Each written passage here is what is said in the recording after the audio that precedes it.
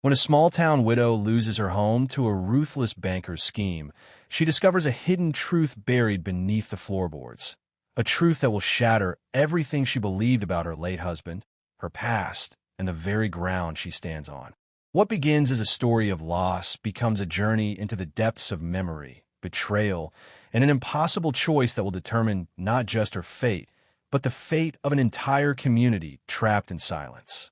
If this story moves you, please give it a like and subscribe. Your support helps us bring more powerful stories to life. The house stood like a monument to forgetting, its white paint peeling in long strips that curled toward the earth like prayers left unanswered. Margaret Holloway had lived within its walls for 37 years, and in that time, the structure had absorbed her laughter, her tears, her silences, and the slow dissolution of a marriage that had once felt like destiny. Now, on this particular morning in late October, with fog rolling through the valley like a living thing, she stood in the doorway watching three men in dark suits emerge from a black sedan, their faces expressionless as executioners. She knew why they had come. The letters had arrived in waves over the past 6 months. First polite, then urgent, then threatening. Each one stamped with the seal of Whitmore and Associates, each one a countdown to this inevitable moment. Her husband Thomas had been dead for 14 months, and in his absence, she had discovered that he had signed documents she never knew existed, made promises she never heard him speak, created debts that now fell upon her shoulders like stones meant for drowning. The lead man, a tall figure with silver hair and eyes the color of winter ice, carried a folder thick with papers that rustled in the wind. His name was Edward Whitmore, and he owned half the county through loans that tightened like nooses around the necks of farmers, shopkeepers, and widows who had nowhere left to turn. He did not smile as he approached, but there was something in his expression that resembled satisfaction, the quiet triumph of a man who has waited patiently for a thing to ripen and fall. Margaret felt her hands trembling as she gripped the doorframe, felt the old wood beneath her fingers, worn smooth by decades of touch, and she wondered if houses remembered the people who lived inside them, if walls could hold grief the way bodies held scars. She thought of Thomas in this moment, not as the man who had died, but as the stranger he had become in those final years, distant and hollow-eyed, speaking in half-sentences about business ventures that never materialized, about opportunities that dissolved like smoke whenever she pressed him for details. Behind Whitmore, the two younger men stood like shadows, their presence designed to intimidate, to remind her that she was alone and without power. One of them held a camera, and she understood that they would document everything. The removal of her belongings, the changing of the locks, the final erasure of her claim to this place. The fog pressed closer, muffling sound, turning the morning into something dreamlike and suffocating. She could hear her own heartbeat in her ears, could feel the weight of inevitability settling over her like a shroud. There were no neighbors close enough to witness this, no friends who had not already distanced themselves once the rumors began. Rumors that Thomas had been involved in something dark, something that had brought shame upon their name. She had denied these whispers at first, defended his memory with the fierce loyalty of a woman who had built her entire life around a man's promises. But doubt had crept in slowly, poisoning her certainty, leaving her stranded in a landscape of unanswered questions. Whitmore stopped at the base of the porch steps, his polished shoes gleaming despite the damp earth. "Mrs. Holloway," he said, and his voice was smooth, practiced, devoid of anything resembling compassion. "I'm afraid we've reached the end of the extension period. The property must be surrendered today, as outlined in the final notice you received." He spoke as if he were delivering a weather report, as if the destruction of her entire world were merely a matter of procedure, of contracts signed and clauses invoked. Margaret wanted to scream at him, to unleash all the rage and helplessness that had been building inside her like a dam about to break. But instead, she heard herself speak in a voice that sounded distant and strange, a voice that belonged to someone who had already accepted defeat. "I need more time," she said, knowing even as the words left her mouth that they were meaningless. That time was the one thing these men would never grant her. "I'm trying to find work," Whitmore raised a hand, cutting her off with a gesture so casual it felt like violence.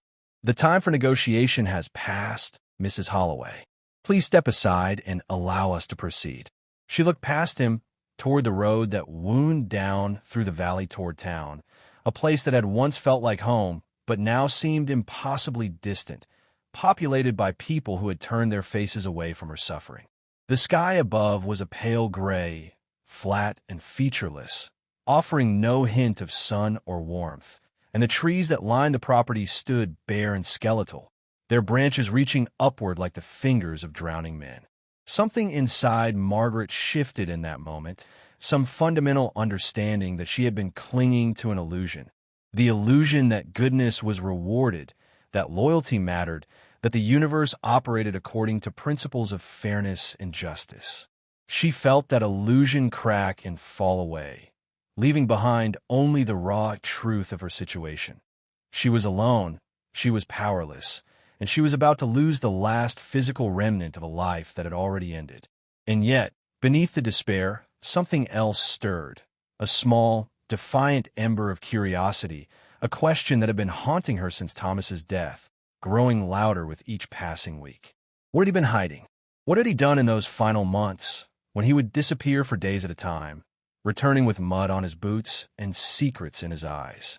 The answer, she sensed, was somewhere inside this house, buried beneath years of silence, waiting to be unearthed. The process of dispossession was methodical and cold, executed with the efficiency of men who had performed this ritual countless times before. Whitmore's associates moved through the house room by room, cataloging furniture, boxing personal items, marking everything with tags that denoted ownership now transferred to the bank. Margaret stood in the living room, surrounded by the debris of her life, watching as strangers handled objects that carried the weight of memory. The rocking chair where she had nursed her daughter, the bookshelf Thomas had built one summer when they were still young and believed that effort could transform dreams into reality. The wedding photograph that hung crooked on the wall, its frame dusty and forgotten. She wanted to tell them to be careful, to explain that these were not merely things but vessels of time, containers of moments that could never be recovered, but she knew that such explanations would fall on deaf ears, that to these men, her life was nothing more than a series of transactions, a balance sheet to be settled. Her daughter, Catherine, had called the night before from the city, her voice tight with frustration and barely concealed anger.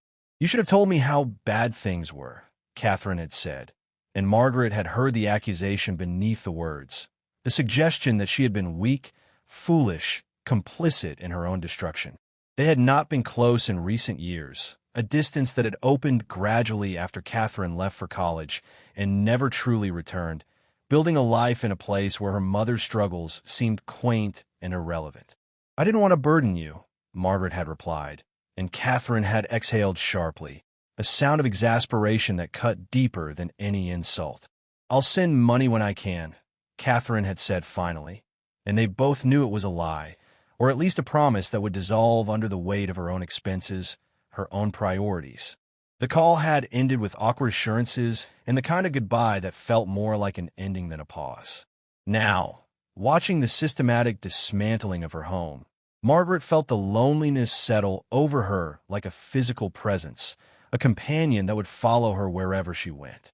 One of the younger men emerged from the bedroom, carrying a box of Thomas's clothes, and she felt a sudden, irrational urge to grab it from him, to clutch those worn shirts and faded jeans as if they still held some trace of the man who had worn them. But she remained still, frozen in place by the understanding that grief was not a spectacle these men cared to witness, that any display of emotion would only embarrass her further, would only confirm her status as a victim too weak to accept reality.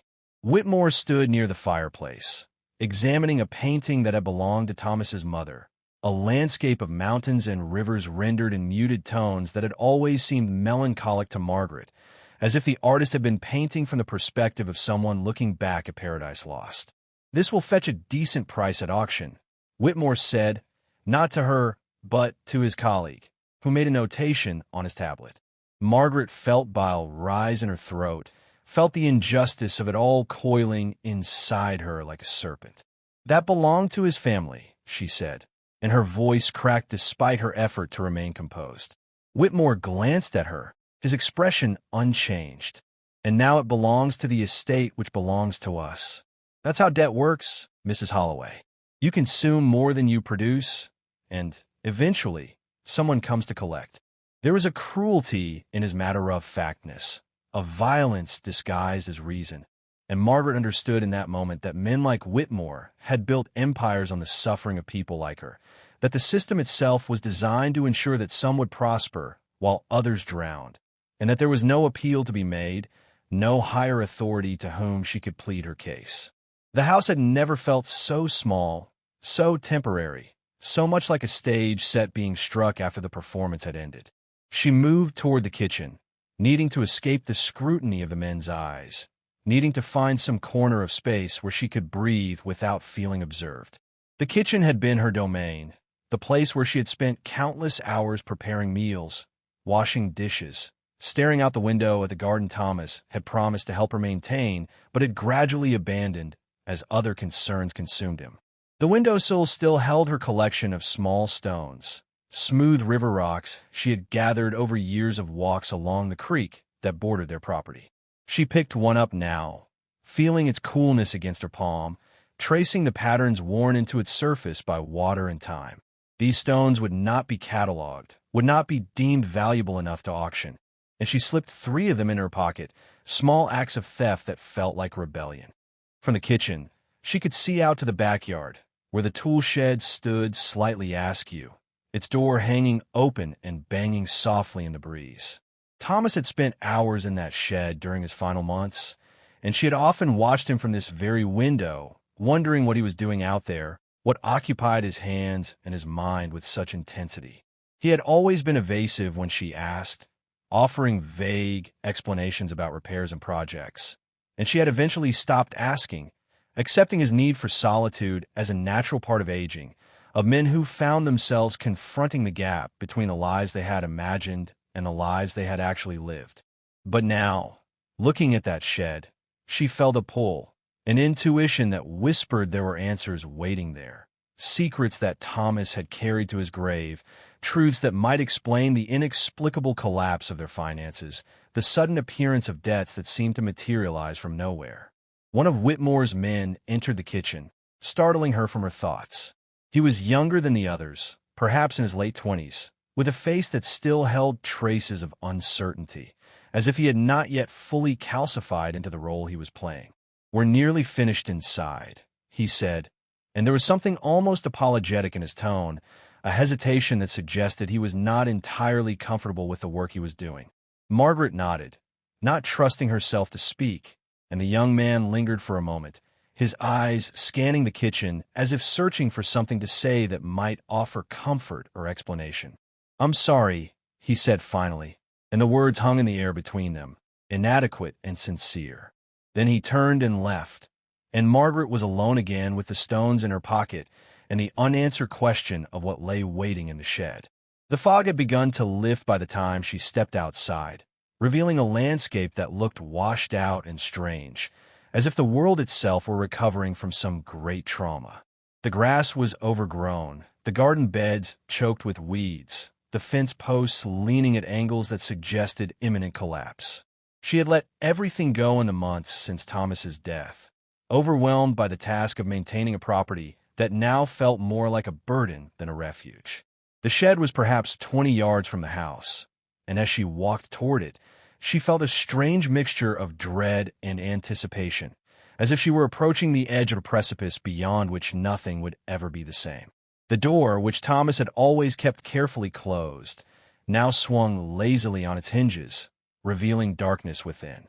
She paused at the threshold, her hand resting on the weathered wood of the doorframe, and she thought about all the time she had stood here before, calling to Thomas that dinner was ready, that someone had phoned, that she needed help with something in the house. He would emerge from the shadows, his face streaked with dirt or grease, his expression distracted, and he would nod and promise to come inside in just a few more minutes. But those few minutes would stretch into hours, and she would eat alone, watching the light fade from the sky, listening to the sounds of his work echoing across the yard. The clang of metal, the scrape of something heavy being moved, the occasional muttered curse when a tool slipped or a board refused to cooperate. What had he been building? What had consumed him so completely that he had abandoned everything else, including her, including the life they had constructed together? The interior of the shed was dim, illuminated only by the gray light filtering through the open door and through cracks in the walls where boards had warped and separated. The air smelled of earth and rust, and something else, something organic and faintly sweet, like decay arrested just before it fully bloomed. Margaret's eyes adjusted slowly to the darkness, and she began to make out shapes. A workbench cluttered with tools, piles of lumber stacked against one wall, mason jars filled with nails and screws, a kerosene lantern hanging from a hook overhead.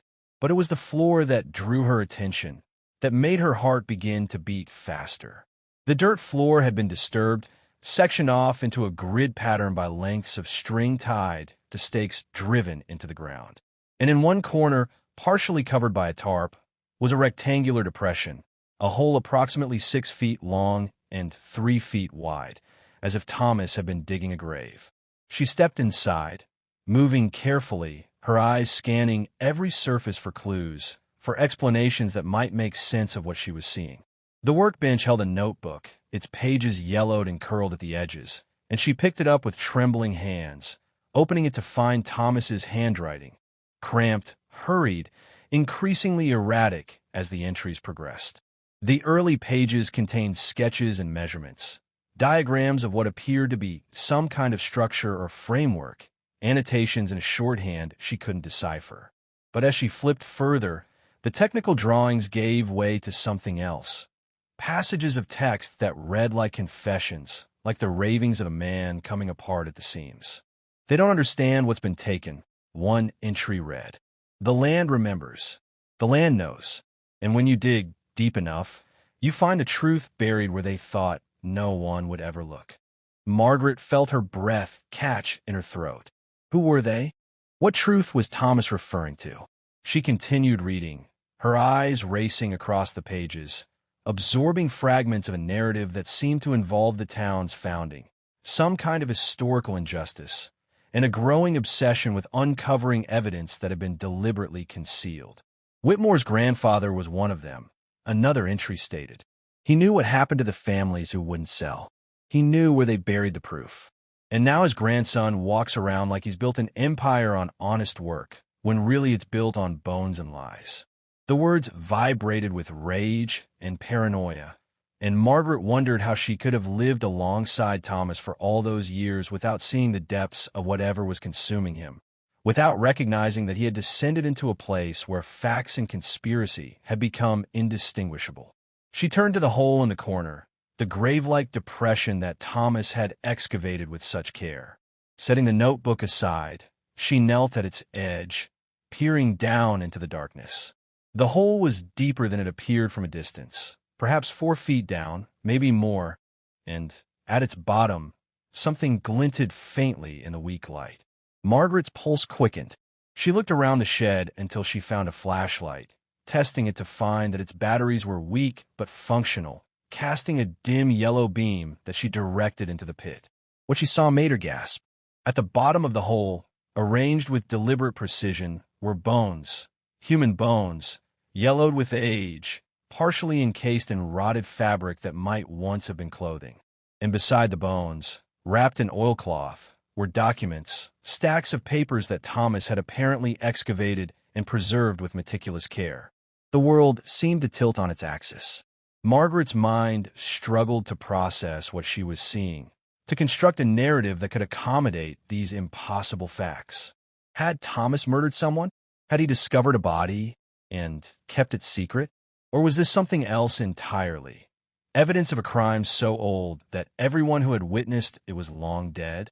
She forced herself to think clearly, to push past the initial shock and consider the implications. If Thomas had found these remains on their property, and if he had connected them to Whitmore's family history, then everything he had written in the notebook took on a different significance. This wasn't paranoia. This was documentation. This was proof of something that powerful people had wanted to keep buried, literally and figuratively. But why had he kept this from her? Why had he shouldered this burden alone, allowing it to poison his final months, driving him deeper into isolation and obsession? Margaret felt a surge of anger toward her dead husband, toward his secrecy and his arrogance, his belief that he needed to protect her from the truth even as that truth destroyed them both.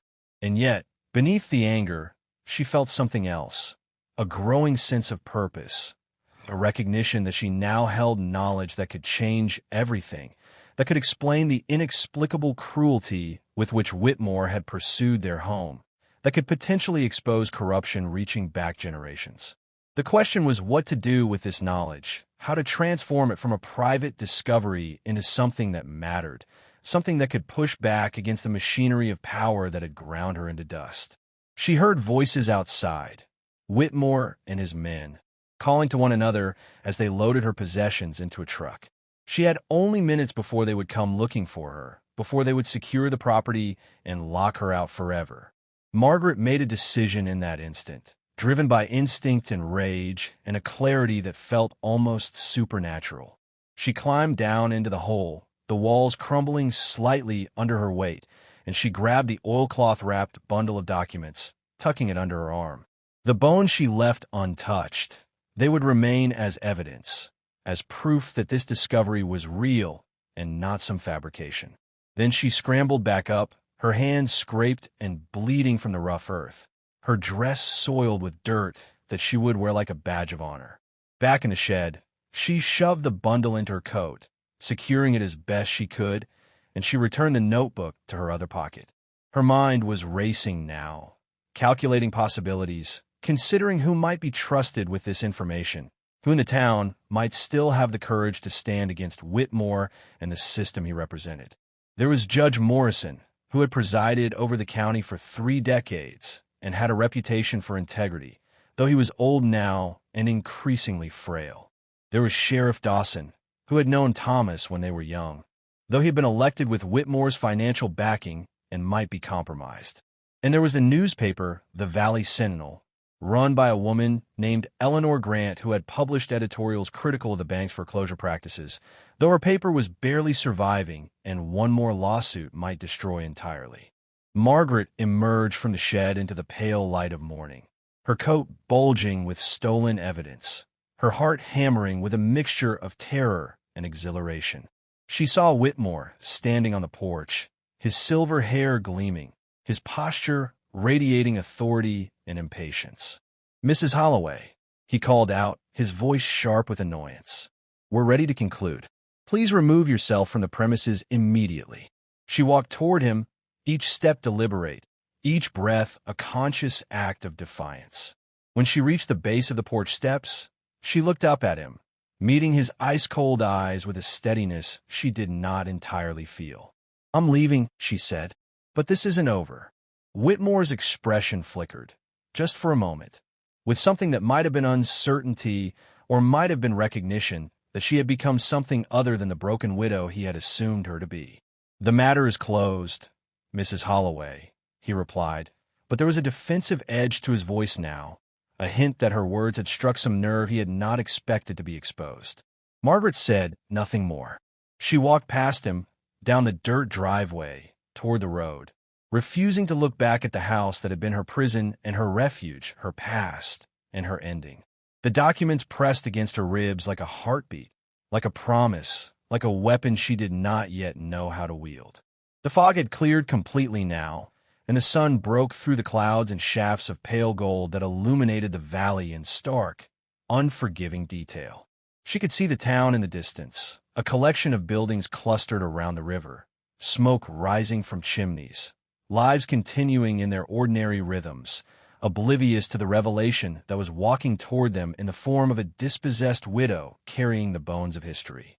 The walk into town took Margaret nearly 2 hours, her feet moving mechanically along the gravel shoulder of the county road, while cars passed intermittently, their drivers glancing at her with curiosity or pity before accelerating away. She had no vehicle.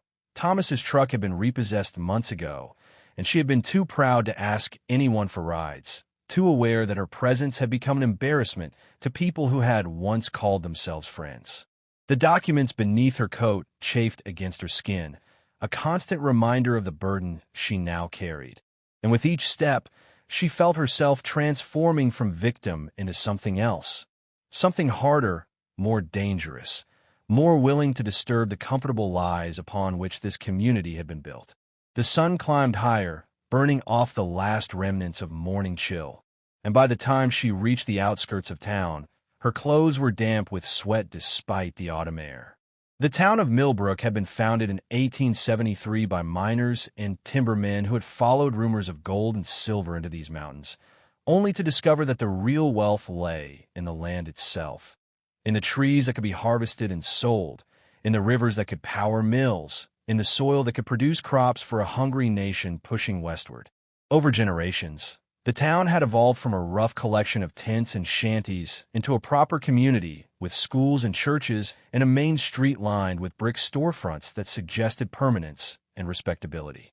But beneath that veneer of civilization, old tensions persisted, old hierarchies remained intact, and families like the Whitmores, who had arrived with capital and connections, had established themselves as a kind of aristocracy, controlling not just land and commerce, but the very narrative of the town's history, deciding which stories would be remembered and which would be erased. Margaret had lived here her entire life without questioning these dynamics, accepting them as natural as weather, as inevitable as seasons. She had been raised to believe that success was a product of hard work and virtue, that those who struggled had somehow failed to measure up, that poverty was a moral failing rather than a structural condition. But Thomas's obsession had cracked open that worldview, and now, armed with evidence of historical crimes that reached back to the town's founding, she saw Millbrook differently, saw the courthouse not as a symbol of justice, but as a monument to power, saw the bank not as a pillar of stability, but as an instrument of extraction, saw the carefully maintained town square with its gazebo and flower beds as a performance designed to obscure the violence upon which everything had been constructed. She made her way toward the offices of the Valley Sentinel, housed in a narrow building on a side street just off Main. The newspaper had been struggling for years, its readership declining as more people got their news from television and, increasingly, from the internet. Eleanor Grant, the editor and publisher, was a woman in her 60s who had inherited the paper from her father and had maintained its tradition of local reporting despite mounting financial pressures and occasional threats from powerful interests who disliked scrutiny. Margaret had met Eleanor only a few times at community events and town hall meetings, and had always been impressed by the woman's sharp questions and refusal to accept evasive answers from officials who preferred to operate without oversight. If anyone in Millbrook had the courage to publish what Thomas had discovered, it would be Eleanor. The newspaper office smelled of ink and paper and coffee that had been sitting too long on a burner. The front room contained a reception desk where a young man with thick glasses sat typing on a computer, his fingers moving with practiced speed across the keyboard. He looked up as Margaret entered, his expression neutral and professional. "Can I help you?" he asked, and Margaret hesitated, suddenly aware of how she must appear, disheveled, sweating, her coat bulging suspiciously, her eyes probably wild with the intensity of everything she had witnessed and discovered. "I need to speak with Eleanor Grant," she said, trying to keep her voice steady. "It's urgent. It's about a story." The young man studied her for a moment, then nodded toward a door at the back of the room. "She's in her office. I'll let her know you're here." While she waited, Margaret became aware of the walls around her, covered with framed front pages from the newspaper's history. Headlines announcing elections, disasters, celebrations, obituaries of prominent citizens whose deaths had marked the passing of eras. She wondered if Thomas's death had warranted a notice, if anyone had thought to memorialize the life of a man who had worked for 40 years at the lumber mill, who had served on the volunteer fire department, who had once been considered a solid citizen before his final descent into obsession and debt. Probably not. Probably he had died too quietly, his passing unworthy of commemoration, just another casualty of economic forces that ground through people like machines through timber, leaving behind waste and silence. Eleanor emerged from her office, a tall woman with steel-gray hair pulled back in a practical bun, wearing jeans and a flannel shirt that suggested she was comfortable operating outside the expectations of feminine presentation. Her face was lined and weathered, marked by years of late nights and difficult conversations, but her eyes were alert and intelligent, missing nothing. "Mrs. Holloway," she said, extending a hand. "I heard about the foreclosure." "I'm sorry." Margaret shook her hand, feeling the strength in the woman's grip, sensing an ally. "Can we speak privately?" she asked. Eleanor's eyes flicked to the bulge beneath Margaret's coat, and she nodded. "Of course. Come on back." The office was cluttered with papers, books stacked on every available surface, walls covered with maps of the county and charts tracking various local issues: water rights, timber harvests, property transfers, election results. A large desk dominated the center of the room, its surface barely visible beneath layers of documents and notebooks. Eleanor gestured to a chair and then closed the door, sealing them in. "What's this about?" she asked, settling into her own chair and regarding Margaret with an expression that was equal parts curiosity and wariness. Margaret took a breath, steadying herself, and then she removed the oilcloth bundle from beneath her coat, placing it on the desk between them like an offering or a grenade. "My husband found these buried on our property," she said, "along with human remains. I think it has something to do with why Edward Whitmore has been so determined to take our land." Eleanor's eyes widened slightly, the first crack in her professional composure. She reached for the bundle, carefully unwrapping the oilcloth to reveal the documents inside.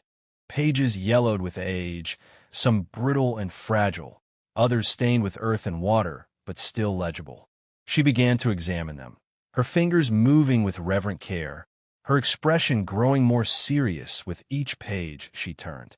Margaret watched, her heart pounding, waiting for some verdict, some indication that what she had brought was as significant as she believed. Minutes passed in silence, broken only by the rustle of paper and the distant sound of traffic outside. Finally, Eleanor looked up, and her face had gone pale. "Do you know what these are?" she asked quietly. "Not exactly," Margaret admitted. "I know Thomas thought they were evidence of something that happened a long time ago, something involving Whitmore's family." Eleanor nodded slowly, still processing what she was seeing. "These are land deeds," she said. "Original property transfers from the 1880s. And these," she held up several pages covered in handwritten text. "These are affidavits, testimonies from people claiming they were forced off their land through intimidation and violence. Look at the names here: Morrison, Chun, Blackwood, Running Deer. These were families who owned significant parcels before the town was formally incorporated. And look at who witnessed these signatures." She pointed to a name at the bottom of one document, written in careful script: Jonathan Whitmore, Deputy Land Agent. Margaret felt a chill run through her. Edward Whitmore's grandfather. Eleanor nodded. "And great-grandfather. The Whitmores have been in the land business for 4 generations. According to these documents, Jonathan Whitmore and several others, including my own great-great-grandfather, I'm ashamed to say, used their positions to systematically dispossess families who lacked the political connections or legal knowledge to fight back. They particularly targeted immigrant families and indigenous people who had purchased land legally, but whose claims could be challenged through various technical means. And when legal means failed, they apparently resorted to other methods." "The bones," Margaret said. "Thomas found bones." Eleanor's expression darkened. "If these documents are authentic, and they appear to be, then what you're describing is evidence of murder. Of multiple murders, most likely. People who refused to leave were made to disappear, and the land was quietly transferred to men who had the county officials in their pockets. That's how empires were built in this part of the world, Mrs. Holloway. Not through honest labor, but through theft backed by violence. All of it laundered through legal documentation until the original crimes became invisible, became history, became the foundation of respectable fortunes." They spent the rest of that day in Eleanor's office, examining documents, taking photographs, beginning the painstaking work of building an irrefutable case. The young man from the front desk, whose name was Marcus and who turned out to be Eleanor's nephew and a journalism student, helped them organize the material, create timelines, identify key figures whose descendants still lived in the area. As the afternoon light faded and evening came on, they ordered pizza and continued working, driven by a shared sense that they were approaching something momentous, something that would reverberate far beyond this small town and these particular individuals. Margaret felt herself becoming part of something larger than her own suffering, felt her personal loss transformed into a piece of a much bigger story about how power perpetuates itself through silence and forgetting. "And what happens to me?" Margaret asked quietly. Eleanor reached across the table and took her hand.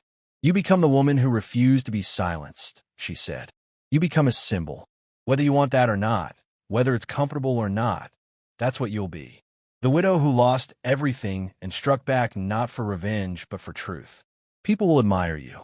People will hate you. You'll receive threats and marriage proposals, probably in equal number. Your life will never be simple again, but you'll have something that very few people get. The satisfaction of knowing you mattered, that your actions changed the course of events, that you didn't just endure history but helped shape it." Margaret absorbed this, feeling both terrified and exhilarated by the future Eleanor was describing. She thought of Catherine and wondered how her daughter would respond to seeing her mother transformed into a public figure, a controversy, a cause. She hoped that Catherine might feel something like pride, might recognize that Margaret had found within herself a strength she had not known she possessed.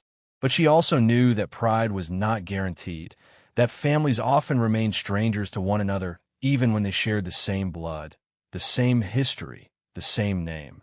All she could do was move forward, embrace the role that circumstance had thrust upon her, and trust that meaning would emerge from the chaos. The story broke on a Thursday morning, simultaneously across multiple platforms, each outlet running variations on the same explosive headline. "Historic Land Fraud Uncovered. Documents Reveal Century of Theft and Murder in Rural Community." Margaret watched from Eleanor's living room as the news spread across television screens and computer monitors as her own name and face, an old photograph from some long-forgotten community event, appeared beside images of the documents, beside archive photographs of the town's founders, beside contemporary shots of Edward Whitmore looking stunned and angry as reporters ambushed him outside his office. The story had legs, as journalists say, because it contained everything that makes news compelling: crime, power, cover-up, and the righteous fury of an ordinary person refusing to be crushed by forces larger than herself. Within hours, the deluge began. Eleanor's phone rang constantly, journalists requesting interviews, lawyers offering to represent Margaret in anticipated lawsuits, activists wanting to connect the story to broader movements for historical reparations and indigenous rights. The state attorney general announced an investigation into possible violations of laws governing estate administration and document preservation. The county sheriff, after initially dismissing the allegations, was forced to open a formal inquiry into the remains Thomas had discovered, and in Millbrook itself. According to Marcus, who drove into town to observe, crowds had gathered outside Whitmore's bank, some holding signs supporting Margaret, others defending the Whitmore family and insisting that the accusations were nothing more than vindictive lies from a woman too bitter to accept her own failures. The town was tearing itself apart, and Margaret watched this from the safety of Eleanor's farmhouse with feelings that oscillated between satisfaction and guilt. She had not intended to destroy Millbrook's social fabric, had not set out to turn neighbor against neighbor. But she was learning that truth is inherently destructive, that it cannot coexist peacefully with comfortable fictions, that once you begin pulling threads, entire tapestries unravel. Eleanor seemed unbothered by the chaos, viewing it as necessary and even healthy, a kind of cultural reckoning that had been postponed for too long. Towns like Millbrook survive by not looking too closely at their origins, she explained to Margaret during one of their many late-night conversations. Everyone knows, on some level, that the prosperity they enjoy has roots in injustice. But as long as no one speaks it aloud, they can pretend otherwise. You've made that pretense impossible. People are forced now to choose what they believe, who they want to be. Margaret gave her first interview to a national news program 3 days after the story broke, sitting across from a young female journalist who asked questions that were both sympathetic and probing, clearly designed to construct a narrative of victimization and vindication. Margaret answered carefully, trying to center the historical crimes rather than her personal struggles, trying to redirect attention toward the families whose land had been stolen rather than toward her own dramatic arc. But she could see in the journalist's eyes that this nuance would likely be lost in the final edit, that the story would be shaped to maximize emotional impact, that she would be cast as a hero whether she wanted that role or not. The interview aired that evening, and within minutes her phone, a cheap prepaid model Eleanor had purchased for her, began receiving calls and messages from numbers she didn't recognize, from people offering support, making threats, demanding explanations, seeking absolution or revenge. Catherine called on the 4th day, her voice tight, with emotions Margaret couldn't quite decipher. "Why didn't you tell me?" she asked. And Margaret heard the hurt beneath the anger, heard the accusation that she had been excluded from something fundamental. "It all happened very fast," Margaret replied, which was both true and evasive. The real answer was more complicated. She had not told Catherine because she had not wanted to give her daughter the opportunity to talk her out of it, had not wanted to hear the practical objections and reasonable fears that would have undermined her resolve. "You're all over the news," Catherine continued. "My co-workers have been asking me about it. People I went to high school with are contacting me on social media. It's a lot, Mom." Margaret heard the carefully controlled tone, the effort Catherine was making to remain neutral, and she wondered if this would be the thing that finally created an unbridgeable distance between them, or if, somehow, it might become the foundation of a different kind of relationship, one based on mutual respect rather than filial obligation. "I know it's difficult," Margaret said, "and I'm sorry you're dealing with fallout from my choices. But I couldn't let this go. Your father spent his final months uncovering this truth, and he died before he could do anything with it. Someone had to finish what he started." There was a long silence on the line, and then Catherine spoke again, her voice softer now, less guarded. "I didn't really know Dad at the end," she admitted. "I thought he was just falling apart. I didn't know he was actually onto something real. That changes how I think about him. About you too, I guess. It wasn't a declaration of love or pride, but it was something, an acknowledgement, a small opening." Margaret accepted it gratefully, understanding that reconciliation, if it came, would be gradual, built from small moments of recognition accumulated over time. The legal battles began in earnest during the second week. Whitmore's attorneys filed suit against Margaret, Eleanor, and the Valley Sentinel, seeking damages for theft, defamation, and emotional distress. They argued that the documents had been taken illegally, that their authenticity was questionable, that the entire affair was a malicious attempt to destroy a respectable family's reputation based on century-old allegations that could not be verified and for which no one living could be held accountable. Margaret's legal team, assembled pro bono by a coalition of civil rights organizations and environmental law groups who saw the case as strategically important, countered that the documents were of historical significance and thus belonged to the public record, that Margaret had every right to examine materials found on property she had occupied for decades, and that truth was an absolute defense against defamation regardless of how uncomfortable that truth might be for the powerful. The courtroom became a theater where competing narratives of justice, property, and historical memory were enacted. Margaret attended hearings when her lawyers advised it, sitting quietly while attorneys argued over technical points of law that seemed designed to obscure rather than clarify the fundamental moral questions at stake. She watched Edward Whitmore across the courtroom, this man who had destroyed her life with such casual efficiency, and she tried to read in his face some sign of conscience, some indication that he recognized the weight of what his family had done. But she saw only anger and entitlement, the expression of someone who believed himself to be the victim of persecution, who could not comprehend why anyone would challenge the natural order of things.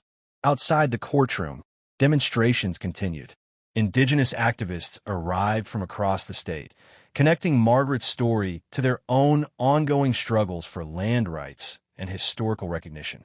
They set up camp in the town square, creating an encampment that local authorities tried repeatedly to dismantle, leading to arrests and further media coverage that kept the story alive in news cycles that might otherwise have moved on to newer controversies.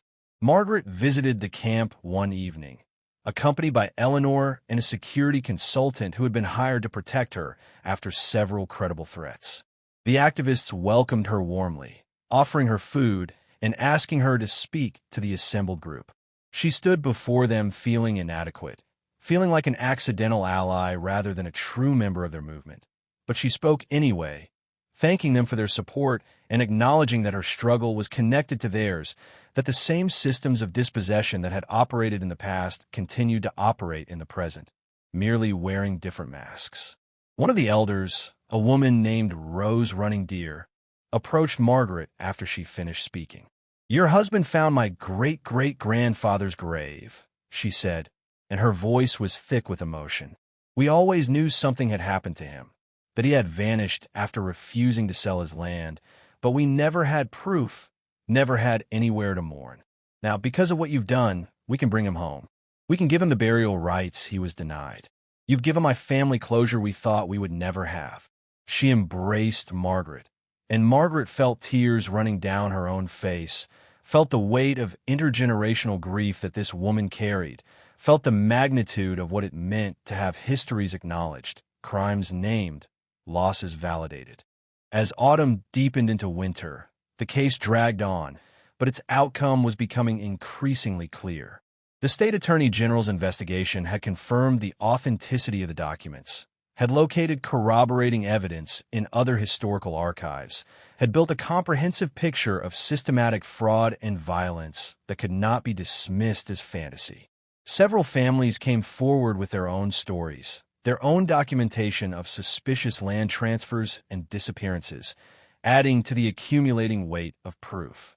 Whitmore's political ambitions evaporated as prominent Republicans distanced themselves from him, unwilling to be associated with the scandal.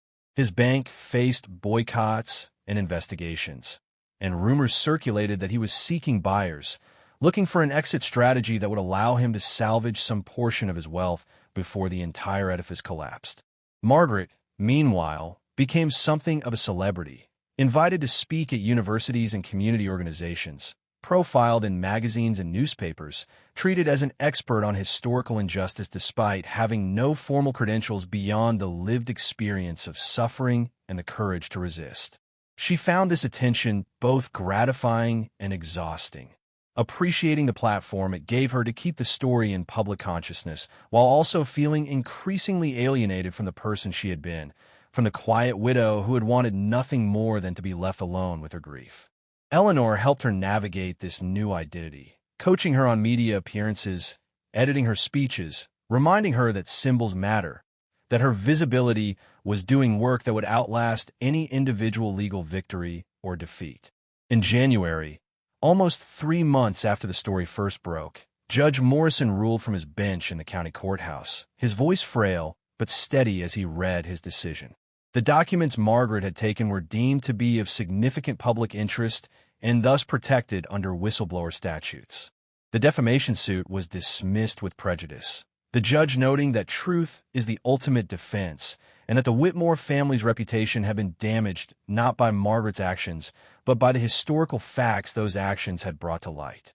Furthermore, the judge ordered that the property which had been foreclosed upon be subjected to additional review, given the questionable provenance of the original land titles upon which subsequent transfers had been based. It was not a complete victory. Margaret's home would not simply be returned to her. The legal complexities were too tangled for such a straightforward resolution. But it was validation, official recognition that she had been right to speak, that her defiance had been justified. Whitmore left the courthouse without comment, his face ashen, his attorneys forming a protective barrier around him as cameras flashed and reporters shouted questions. Margaret watched him go, feeling not triumph, but a strange emptiness, a recognition that revenge is never as satisfying as imagined, that the defeat of one's enemies does not restore what has been lost. Thomas was still dead. Her marriage was still a mystery of missed communications and isolating secrets. Her home was still gone, its rooms now occupied by strangers or left empty, slowly deteriorating. But something had shifted nonetheless, in the town, in the historical record, in the possibilities available to people who had previously accepted their powerlessness as permanent condition. Spring came to the valley with explosive color, the hillsides erupting in wildflowers that had lain dormant through the winter, and Margaret stood on Eleanor's porch watching the transformation with a sense of witnessing metaphor made manifest. The legal battles were largely concluded, though appeals and related cases would continue for years. The property question remained unresolved, tangled in complications involving multiple claimants and jurisdictional disputes, but Margaret found she cared less about the specific outcome than she once had. The house itself had ceased to be the point. What mattered was the principle, the precedent, the crack that had been opened in the wall of inevitability. She had received an advance from a publisher who wanted her to write a book about her experience, a sum large enough to provide security for the first time in years. Eleanor had offered to help her write it, to shape the narrative in ways that would preserve the complexity while remaining accessible to general readers. They worked together most mornings, sitting at Eleanor's kitchen table with coffee and notebooks, reconstructing events, examining motivations, trying to understand not just what had happened but what it meant. Margaret found the process alternately therapeutic and traumatic, forcing her to revisit memories she would have preferred to leave buried, but also giving her a sense of ownership over her own story, a feeling that she was authoring rather than merely inhabiting the narrative of her life. Catherine visited in April, driving up from the city for a weekend that was initially awkward and gradually relaxed into something resembling comfort. They walked together through the hills surrounding Eleanor's property, and Catherine asked questions about her father that Margaret did her best to answer honestly. Not the sanitized version she might have offered before, but the full truth, including his obsessions, his withdrawals, his deterioration. "I think he loved us," Margaret said at one point, "but I also think he loved his quest for truth more, or at least he needed it more. And maybe those two things became incompatible. Maybe you can't serve both completely. I don't know. I'm still trying to understand it myself." Catherine was quiet for a while, and then she said, "I think I understand that better than I used to. Wanting something so badly that you sacrifice everything else. It doesn't make it right, but it makes it human." They sat on a hillside overlooking the valley, and Catherine pointed toward the town, barely visible in the distance. "Do you want to go back?" she asked. Margaret considered the question. "Not to live," she said finally. "That part of my life is over. But I do want to visit the cemetery to talk to your father. I need to tell him what happened, even if he can't hear. Even if it's just for me." Catherine nodded. "I'll go with you," she said. "When you're ready." It was a small offering, but Margaret received it as the gift it was, a daughter choosing to stand alongside her mother, bearing witness to grief and transformation, acknowledging that family is not just shared history, but shared commitment to facing difficult truths together. The reparations process had begun, though slowly and with much resistance from those who argued that contemporary people could not be held responsible for ancestral crimes.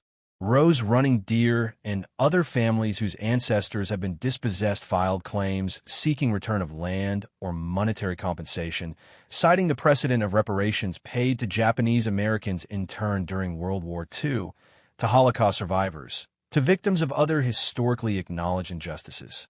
The legal arguments were complex, involving questions of statute of limitations, inheritance law, and the thorny issue of what justice looks like when attempted across a century of intervening history. Margaret testified at several hearings, describing what Thomas had found, explaining the documentation, insisting that acknowledgement of wrongdoing was itself a form of justice, even if material restitution proved impossible or incomplete. Whitmore, meanwhile, had largely disappeared from public view. His bank sold to a regional chain, his political connections severed, his family name carrying the weight of infamy.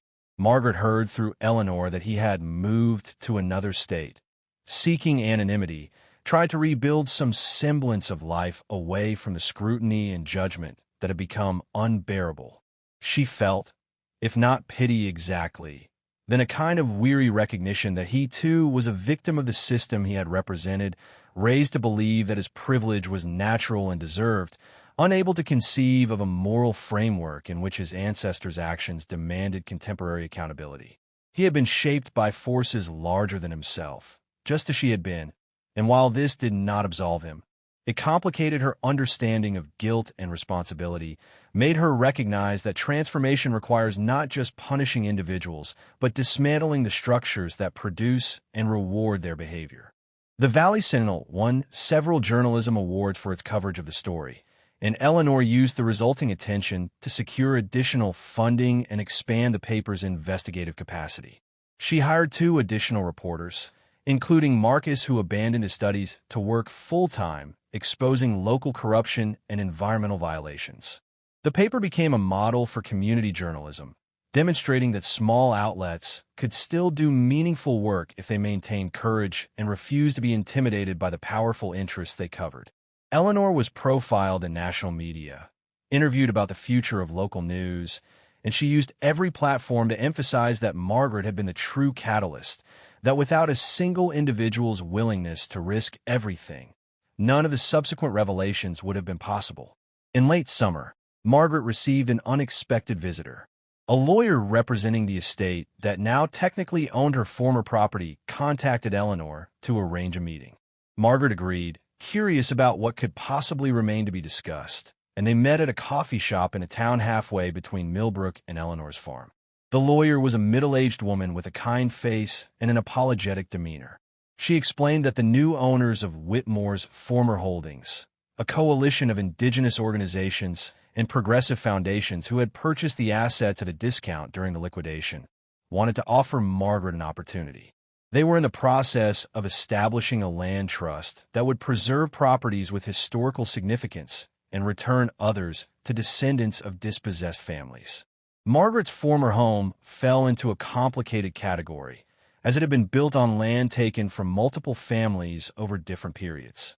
The trust wanted to turn it into a museum and educational center, a place where the region's true history could be taught and remembered, and they wanted to offer Margaret the position of director.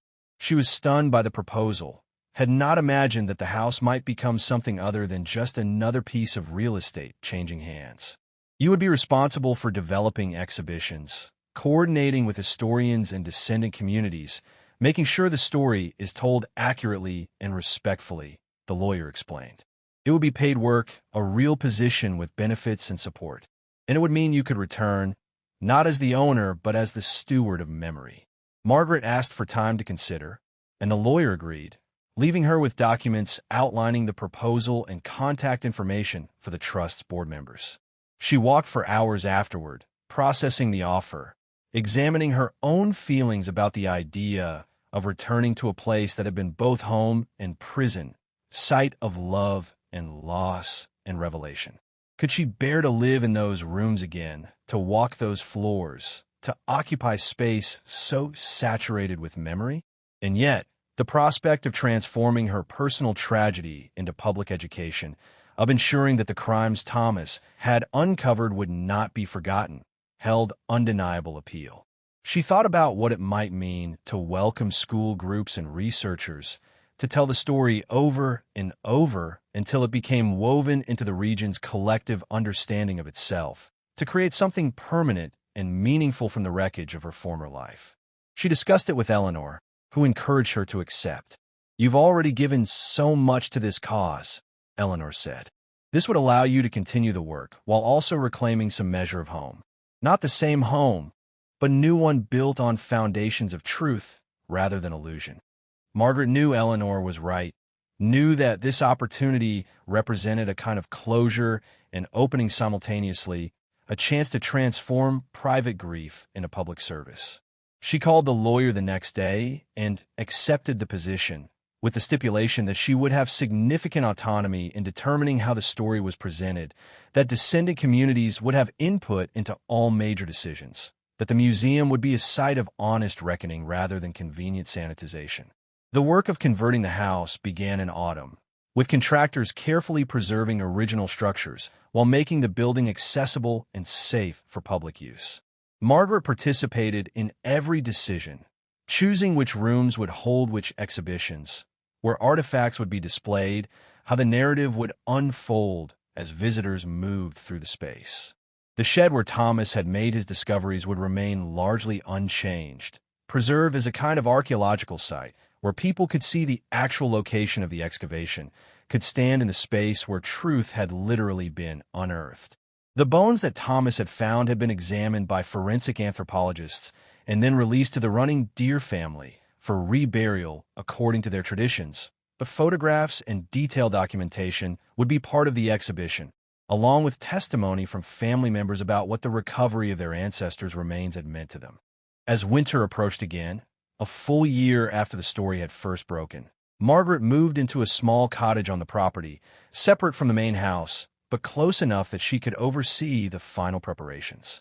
She walked the land daily, reacquainting herself with its contours, noticing changes and continuities, remembering Thomas walking these same paths with purposes she had not understood. She felt his presence sometimes, not as a ghost, but as a lingering impression, a reminder that the dead continue to shape the world through the actions they inspire in the living. She talked to him occasionally, telling him about the museum, about Catherine's growing involvement in indigenous rights activism, about how his obsession had ultimately borne fruit, though not in ways he could have anticipated. The museum opened on a gray day in early spring, with crowds larger than anyone had expected, people coming from across the state and beyond to witness this unusual experiment in historical memory.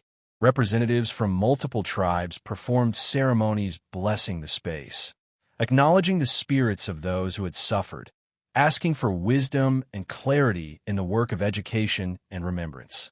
Margaret gave a speech that had taken her weeks to write, speaking about loss and revelation, about the necessity of confronting uncomfortable truths, about the possibility of transformation even in the midst of grief.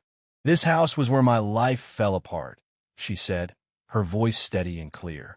"And it's also where I learned that falling apart is sometimes the beginning of falling into place, that destruction can be creation's precondition, that we are most fully ourselves when we are most broken open." Catherine stood in the crowd, tears streaming down her face, and afterward she embraced her mother with an intensity that spoke of barriers finally breached, of understandings achieved that transcended words. "I'm proud of you," she whispered, and Margaret held her daughter close, feeling the gift of that pride, the recognition that their relationship had survived upheaval and emerged stronger, more authentic, more capable of bearing the weight of truth. They stood together as visitors filed through the house, reading displays, viewing artifacts, engaging with a history that had been hidden for so long and was now illuminated in painful, necessary detail. Eleanor arrived late in the afternoon, having spent the morning covering the opening for the Sentinel. She found Margaret standing alone in what had once been the bedroom she had shared with Thomas, now converted into a space examining the psychological impact of historical trauma on families and communities. "How are you holding up?" Eleanor asked gently. Margaret smiled, a complicated expression that held both sadness and satisfaction. "I'm all right," she said.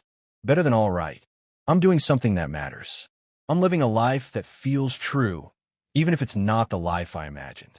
Maybe especially because it's not the life I imagined." Eleanor nodded, understanding.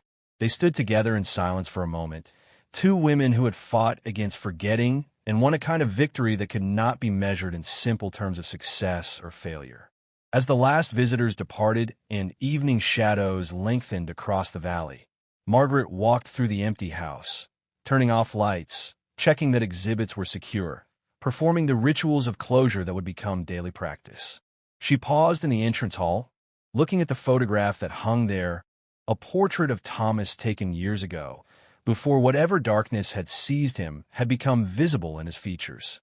Beneath it, text explained that this museum existed because one man had been driven to uncover truth buried literally and figuratively, and because his widow had chosen to complete the work he had begun. Margaret studied his face, searching for some sign of who he had really been, what he had truly believed, whether he would be pleased or horrified by what his obsession had wrought. "I finished it," she said quietly to the image. "I don't know if this is what you wanted, but it's what I could do. It's what needed to be done." She touched the frame lightly, a gesture of farewell or forgiveness or simply acknowledgement, and then she turned and walked out into the night, leaving the house to its new purpose, its transformation from private dwelling to public monument, from site of personal tragedy to space of collective memory. The air was cold and clear, stars emerging in a sky finally free of clouds, and Margaret breathed deeply, tasting spring's promise carried on the wind, feeling herself part of something larger than individual existence, connected to past and future through the fragile but essential work of bearing witness, of refusing to let suffering remain nameless and forgotten. The revelation came not with thunder, but with whispers, accumulating over months until the pattern became undeniable. It began with a phone call in late spring, Margaret in her cottage office reviewing plans for a new exhibition when an unfamiliar number appeared on her phone. She almost didn't answer, accustomed by now to the occasional crank call or conspiracy theorist seeking to enlist her in some tangentially related cause. But something made her pick up, and on the other end was a voice she didn't immediately recognize, an elderly man speaking slowly, his words careful and deliberate. "Mrs. Holloway, my name is Francis Whitmore. I'm Edward's uncle. I'd like to speak with you, if you're willing." Margaret's first instinct was to hang up, to refuse any contact with a family that had caused her such harm. But curiosity overcame anger, and she agreed to meet at a neutral location, a park in a neighboring town where neither was likely to be recognized. They sat on a bench overlooking a pond, and Francis, a man in his 80s with Edward's eyes but a gentler bearing, spoke haltingly about things he had kept silent for decades. "My family has a sickness," he began. "Not in the body, but in the soul. We've been taught from childhood that we deserve what we have, that the world is divided into those who take and those who surrender, and that questioning this order is weakness." He paused, watching ducks glide across the water's surface. "I never had children, never wanted to pass this sickness on. But I watched my nephews grow up believing they were entitled to everything, and I said nothing, did nothing. I'm complicit, Mrs. Holloway, in all of it." He reached into his jacket and removed an envelope, worn and yellowed. "These are letters between my grandfather and his associates, correspondence that was never included in any official archive because they knew what it would reveal. I found them when I was clearing out my father's estate years ago, and I hid them because I was a coward, because exposing them would have destroyed the family I was born into. But after what you did, after watching you risk everything for truth, I realized I was still choosing comfort over conscience. So I'm giving them to you now. They're yours to do with as you see fit." Margaret took the envelope with trembling hands, and when she opened it later in Eleanor's presence, they discovered correspondence that detailed not just the land theft they already knew about, but something far more systematic, a coordinated effort across multiple counties, involving dozens of wealthy families, to create what was essentially a shadow government that controlled property transfers, mineral rights, water access, and political appointments through a combination of legal manipulation and strategic violence.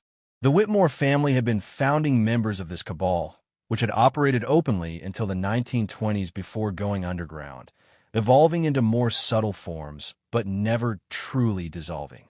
"It wasn't just about our town," Eleanor said, reading the letters with increasing horror. "This was regional, maybe statewide.